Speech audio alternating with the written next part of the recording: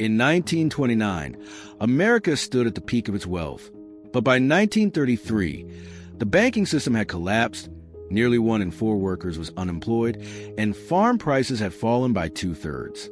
Factories stood shut, homes were lost to foreclosure, and the very structure of American life seemed to dissolve. The catastrophe was so complete that we still refer to it simply as the Great Depression. It was a period of systemic financial cleansing, a moment when billions of dollars in savings and generational wealth were wiped out. But here is the central, often ignored mystery of the Depression. While the American middle class was financially ruined, the wealth share of the nation's ultra-rich, the top 1%, barely moved. In fact, their capital demonstrated profound structural resilience. How did the greatest economic collapse in modern history destroy the savings of millions, while leaving the capital of the most concentrated wealthy class largely intact? This is the story of the Great Depression, not as a political event, but as a mechanism for wealth transfer, a masterclass in how leverage, deflation, and structural preparation determine who survives a systemic crisis and who is liquidated. We will uncover the defense playbook used by the ultra-rich and examine how their strategies are still deployed today to navigate every market crash, from 1929 to present. The origins of the Great Liquidation. The seeds of the Depression were sown long before the 1929 stock market crash. The initial shock came from World War I, which fundamentally disrupted international balances of power and crippled the global financial system, requiring nations to temporarily suspend the gold standard.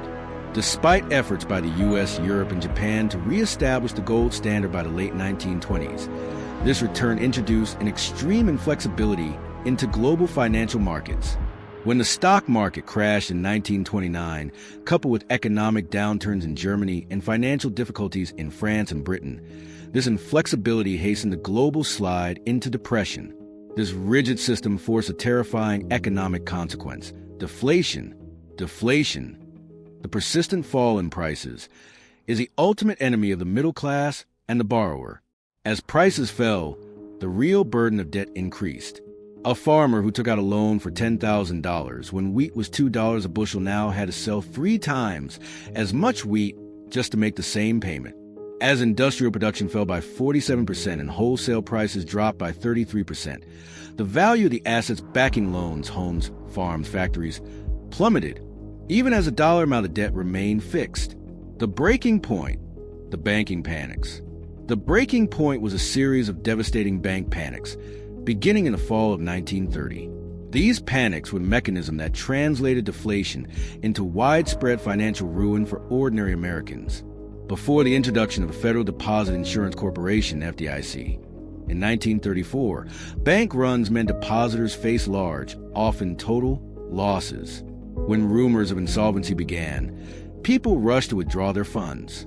Though not all failures were preceded by a run, deposits in failing banks dropped significantly, averaging 12% loss in the pre-1934 sample. In an environment where nearly 16,000 commercial banks did not belong to the stabilizing Federal Reserve System, trust vanished. As thousands of banks suspended operations between 1930 and 1933, the accumulated savings of generations, the cash set aside by small business owners, farmers, and factory workers, were simply erased. The middle class, who relied on bank deposits and who had leveraged assets to acquire wealth, were destroyed by the dual forces of deflation, which inflated debt, and bank failure, which liquidated cash savings.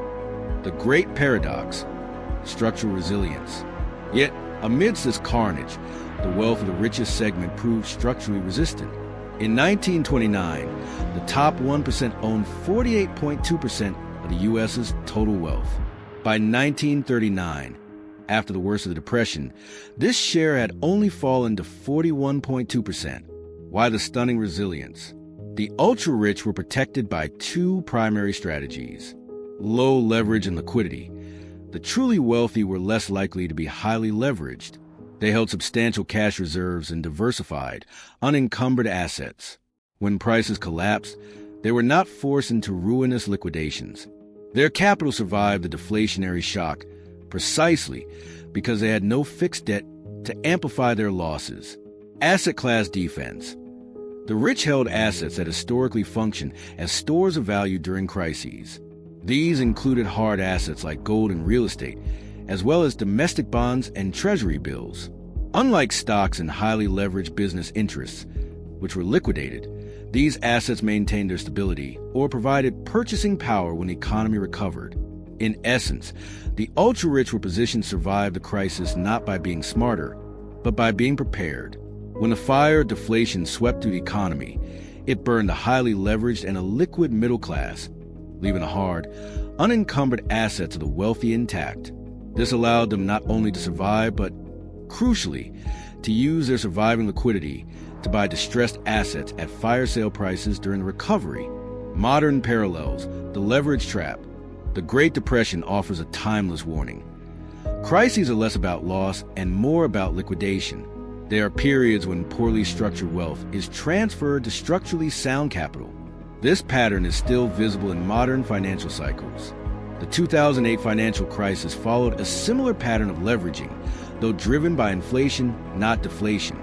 Excessive speculation, predatory lending for subprime mortgages, and regulatory deficiencies created a highly leveraged system, while the wealthy lost paper value.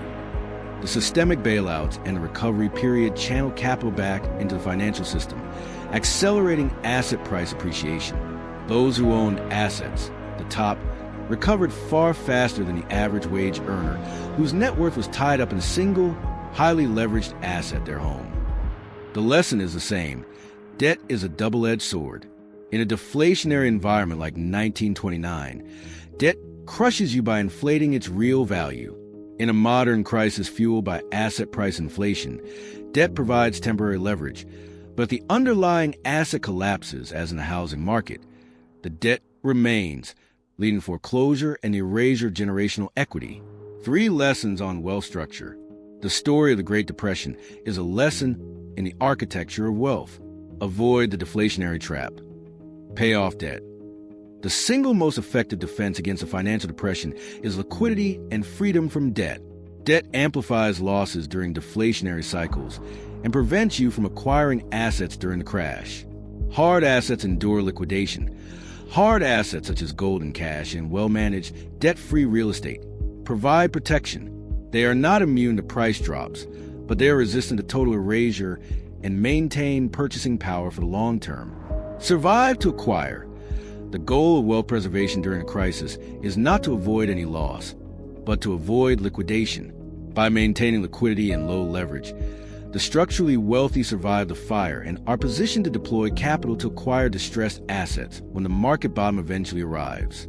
The Great Depression was a financial fire that tested the structural integrity of every household. The question for you today is not if another crisis will come, but whether your wealth is structured like the fragile, leveraged holdings that vanished in the 1930s, or like the enduring capital that survived by the recovery.